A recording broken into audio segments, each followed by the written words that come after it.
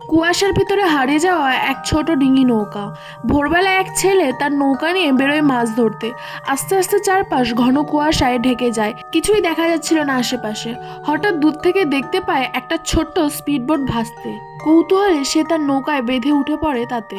ভেতরে ঢুকে দেখে কেউ নেই, পুরো বোটটাই ফাঁকা। বাইরে এসে তাকাতেই দেখে তার ছোট্ট ডিঙি নৌকাটা উধাও হয়ে গেছে। দূরবীন দিয়ে খোঁজে, কিন্তু চারপাশে শুধু সমুদ্র আর কুয়াশা।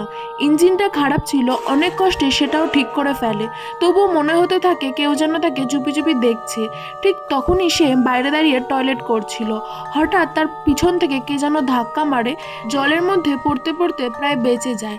কোনো রকম রেলিংটা ধরে ওপরে উঠে আসে। পেছনে তাকাতেই দেখতে পায় কেউ নেই, নিস্তব্ধ। ভয়ে টয়লেটে ঢুকে পড়ে, কিন্তু কিছুক্ষণ পরে বুঝতে পারে দরজাটা বাইরে থেকে লক করে দিয়েছে কেউ। সমুদ্র তখন একদম শান্ত, আকাশ পরিষ্কার, কিন্তু সেই স্পিডবোটে সে একা নয়, আরও কেউ আছে, সে সেটা ফিল করতে পারে।